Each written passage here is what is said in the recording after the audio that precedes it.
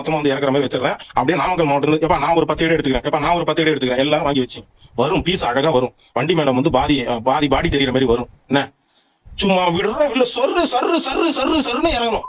மண்டையில வந்து அவன் தோப்பா வைக்கிறதுக்கு 4 நாள் ஆகணும். என்ன T69 என்னன்றது அவன் மண்டையில ஆப்பாய் போட்டு காட்டிருக்கேன் போதும். ஏண்டா நெய்வேலியில ஷூட்டிங் நடக்கக்கூடாதுன்னு ஒரு கட்சிக்காரங்க, அதாவது நீங்க வந்து ரசிகர் தான், ஒரு கட்சிக்காரங்க போய் பிரச்சனை பண்ணதுக்கு அந்த ஊர் மக்களே ஒன்னா சேர்ந்து பாதுகாப்பு கொடுத்த மனுஷன்டா அவரு.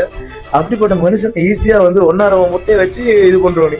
இதெல்லாம் எதுக்கு இதெல்லாம் பண்றான்னு அவனுக்கும் தெரியாது, நான் சுத்தி இருக்கவும் தெரியாது, ஏதோ பண்ணணுமே பண்ணிட்டு இருப்பானுங்க. இதுக்கு முன்னாடி வந்து தளபதி என்றவர் ஒரு சாதாரண ஆக்டர்னு இருக்கும் போதே நீ அவரை தொட்டு கூட பார்க்க முடியாது, என்ன நீ கிட்ட நெருங்க முடியாது. ஏன்னா அவர் சுத்தி இருக்கிற கூட்டம் அப்படிப்பட்ட கூட்டம்.